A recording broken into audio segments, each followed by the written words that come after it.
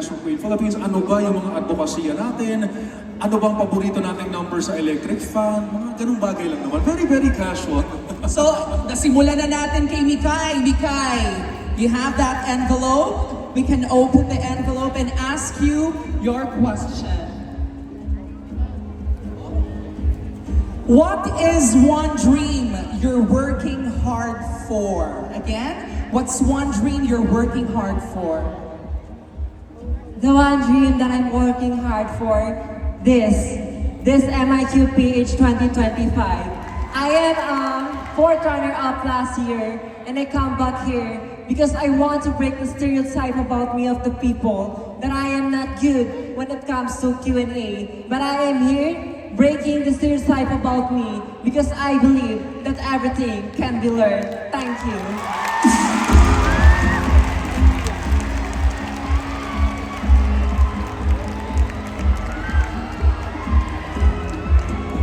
Of course, candidate number 7, Miss Kirk Popiola. Kirk, this is your question. What's your favorite hobby or pastime? Hello, good evening, Jervy. Well, to answer your question, I'm actually a girl who is adventurous. I love to do things, I love to explore. That's why I have a lot of hobbies. From playing volleyball to watching movies, reading novels, and above all, playing with my pets. But my most favorite is, of course, playing volleyball because I'd like to stay active. I'd like to stay engaged with physical activities because health is wealth. Thank you. Thank you, candidate number 7, Miss Kirk Popiolek. And of course, we have candidate number 13, Miss Ann Patricia Lorenzo. This is your question. If you could travel anywhere, where would you go? Of course, I don't want to go far. I will go to Pattaya, Thailand at Tiffany Theater to represent the Philippines in the Miss International Queen 2025 in Tiffany Theater, Pattaya, Thailand. Manifesting! Thank you. Thank you, candidate number 13. And of course, we have candidate number 35, Miss Michelle Bermudez. Here's your question. What's your lucky charm or ritual before going on stage?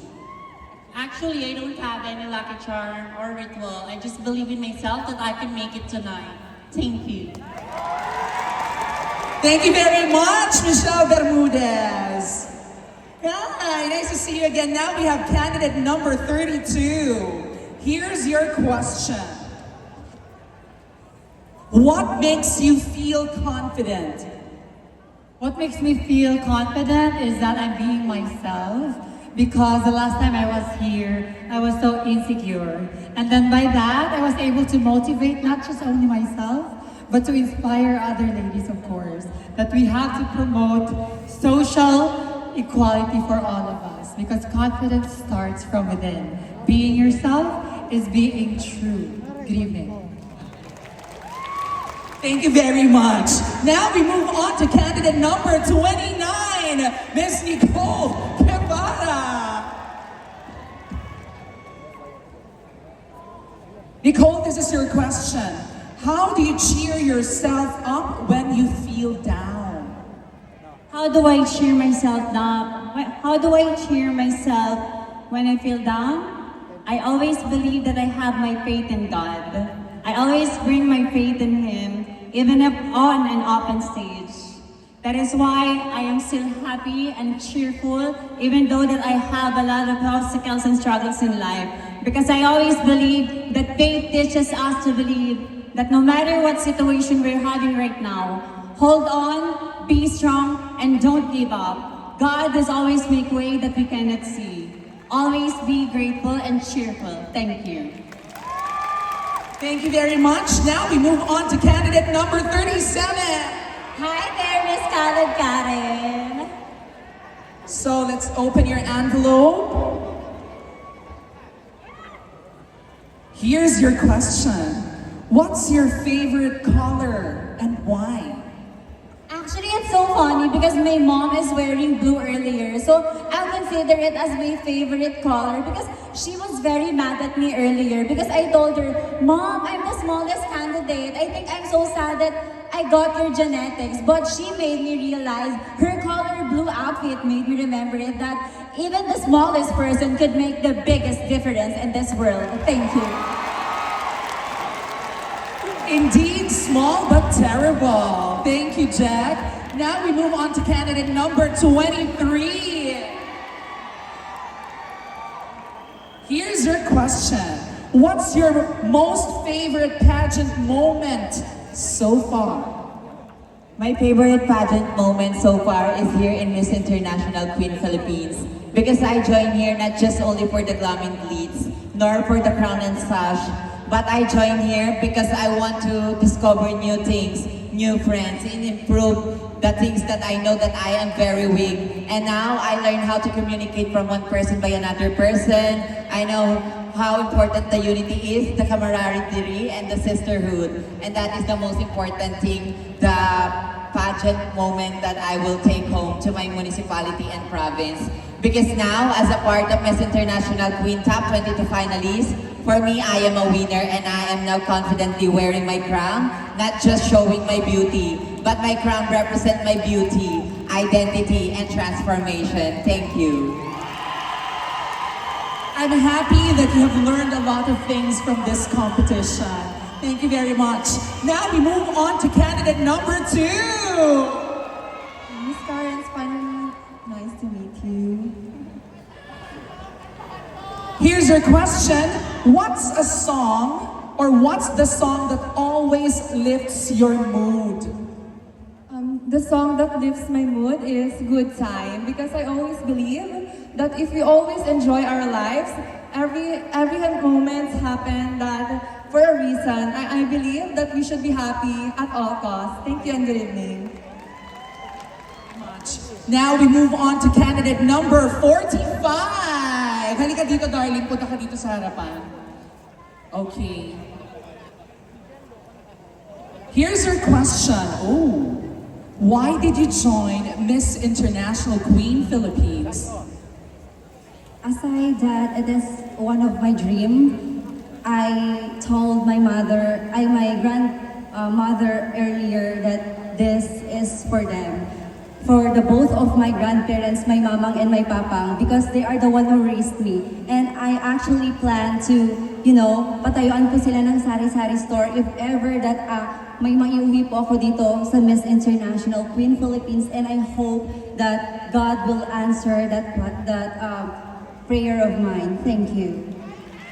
Thank you very much. Now, last girl from my batch, candidate number 12.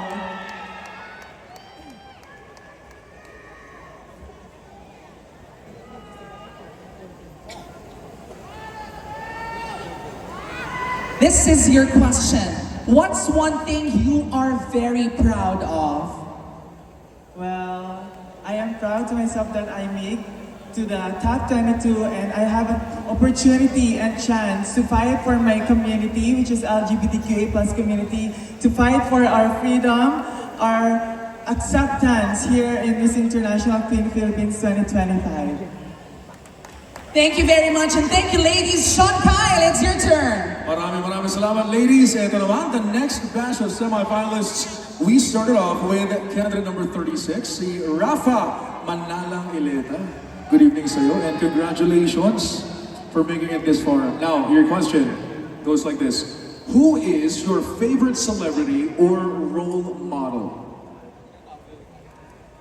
For me, my favorite celebrity or role model is the girl standing right next to us, Miss Jervy Wrightson, because she is a living testimony that a true love do exist in this world for our community. And I believe that serves an inspiration for us not to lose hope that someday we will find the true love and we all deserve it. Thank you. Kapon ka!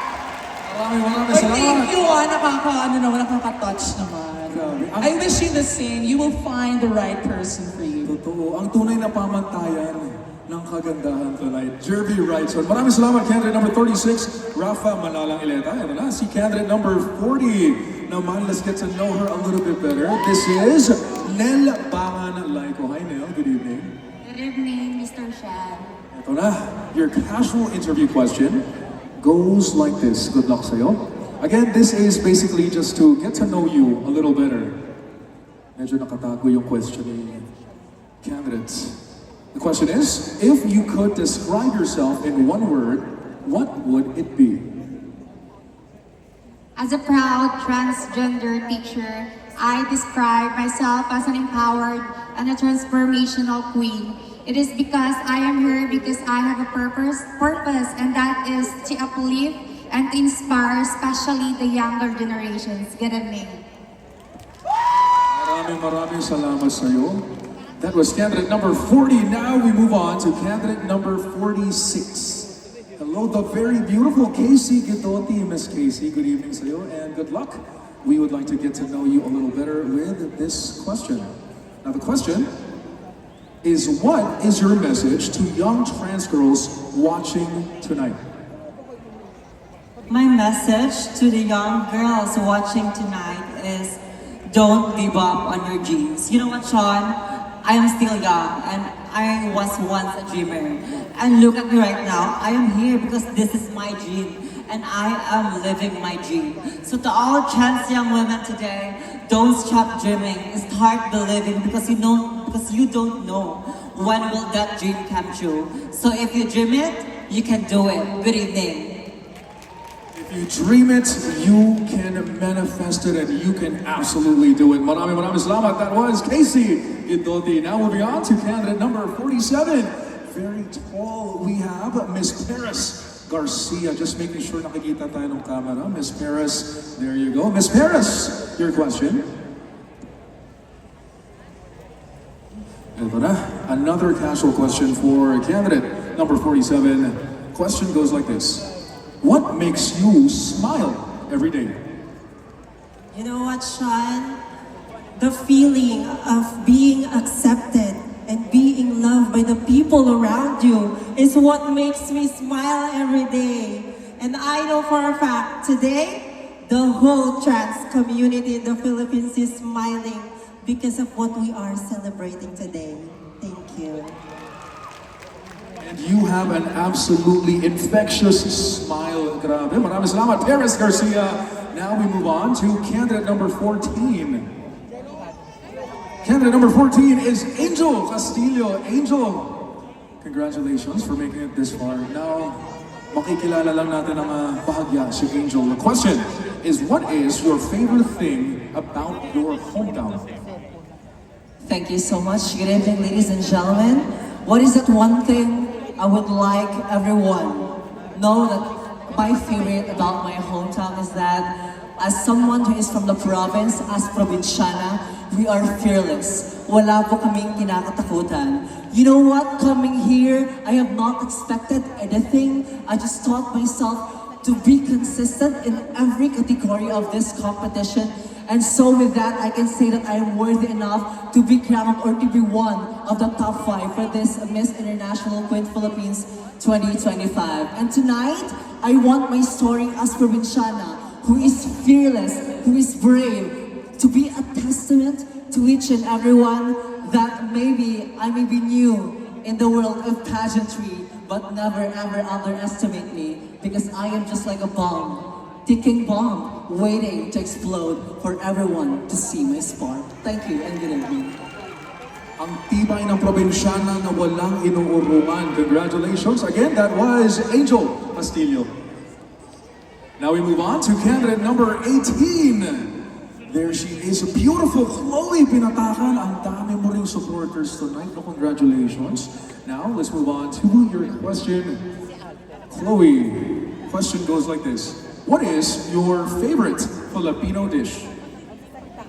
Of course, that would be lechon. Aside from it's my favorite, it's actually my family's all-time favorite as well. Have you tried it? Lechon. Sobrang sarap ng lechon. Sino ba naman ng Pilipinong hindi pa nakakatikim ng lechon? Maraming salamat. Now, moving on to our next semifinalist. Here is candidate number 31, Ioniel Acebuche. Ioniel, naghihiyawan ang mga supporters mo para sa'yo. Bago natin ikaw tanungin, baka gusto mo lang silang pasalamatan. I would like to take this opportunity to thank all my supporters for coming this tonight. Thank you so much for your time. Ioniel, your question goes like this. How do you relax after a busy day? You know what, Sean? Being a journalist 24/7 is such a hectic and very chaotic schedule. But after a busy day, I find myself relaxing by eating. I eat a lot of food. I eat my favorite food. That's why I grow up to this kind of body weight. But I am here telling everyone that no matter what your tape measure is, no matter what the number on your tape measure or what the numbers on your weighing scale, your body matters. So eat as you want because it will give you relaxation. Thank you so much. You know, kahit ano pa yung methods natin of decompressing, sa atin talaga yan eh. Kung ano man yung nakakaligaya sa atin, and we applaud your bravery and we applaud your beauty here in Miss International Queen. Maraming salamat. Candidate number 30 or 18, oh wait, 31, that's Chloe Pinatakan. Maraming salamat. Ioniel Acebuche, litong-lito na ako. Ang daming nakasulat. Alright, now moving on to candidate number 39, we have Miss Laureen Yu. Laureen, ready ka na? I'm nervous, but I think I am very much prepared. Absolutely prepared, and you are looking absolutely gorgeous tonight. Your question goes like this. Who is your biggest supporter? You know, I don't want to sound as cliche as possible because every mom in the world, we all know that they have this innate maternal care for their child, and so they are one of the biggest supporters for their children. But I don't want to sound cliche, so she's not the one that I'm going to be picking. And I don't want to sound too generalized, so I'm not saying it's my family. But allow me to tell you a story that all of us, most of the queer community, or us trans women personally, has a sub-story with our fathers. And this is not to brag, but a humble brag rather, that I was born and raised in a family filled with love and care from my father, that I was able to experience the love of a father and the figure of what we needed as trans women throughout our lives. When I started my transition, he supported me and he even bought me my pills, not to mention that. And also, when I started dressing up as a woman, he bought me my clothes. And so I would say that he was one of my biggest supporters as he showed me what love means as a father and as a real man. Thank you. Sobrang swerte mo pala. A beautiful example of a progressive family. Congratulations, not only for making it here, but for making it in life in general. Candidate number 39, Laureen Yu. Now moving on to candidate number 3, we have Aiko Mission. Miss Aiko. Hi Aiko, it is absolutely great to see you again. Aiko, your question goes like this.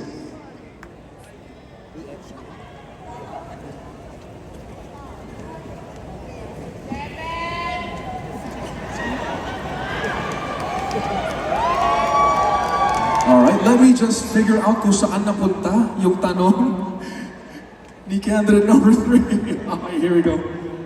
Andito sa likod.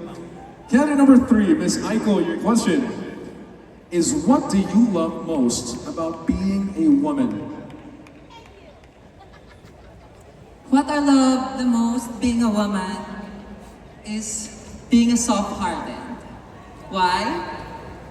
I love forgiving. Because you know what, Sean? This is my 3rd time here in Miss International Queen Philippines. And during those, my journey, even up to now, I experienced bullying. Yes, because they keep telling me that, isn't it tiring that you're still joining in Miss International Queen Philippines for a lot of time? And they always keep telling me also that you're a big bone, you're not a standard. But there's one thing running on my mind. I don't need people's validation. because I already have God's affirmation. Thank you. Ang ganda no? You do not need anybody else's validation because you have affirmed yourself. Napakahusay. Maraming salamat. That was Aiko Mission. Now moving on, this time to candidate number 5. Our semi-finalist number 5, here she is. Very beautiful. Ito na. Ang iyong katanungan, it goes like this. How would your friends describe you in one word? Well, I think my friend will describe me that I'm a funny person, but there's a lot of misconception about me, especially when people don't know me. They think I have attitude or they think I'm snob. But if you try to just learn to listen to me or know me just for a moment, then you will know that I'm a funny person. Thank you. You know, looking at you right now, I would have to disagree with your friends, ha? Kasi ang pleasant pang itsura ni candidate number 5. So thank you for that beautiful answer. Moving on, this time to candidate number 33. Ready ka na ba? Here we go, your question goes like this. What is one thing you love most about yourself? Hi, good evening to everyone. The one thing I love most about myself is I am a fighter. I never surrender how hard the situation is. Even if what situation comes in my life, I never regret to go on. I never regret to go forward because I have a dream in my life. I have a plan in the future to make a mark of positivity. And that positivity will not happen only this day, but it will happen, continue forever. Thank you. A fighter through and through, that is candidate number 33. And there you have it, everybody, our top 22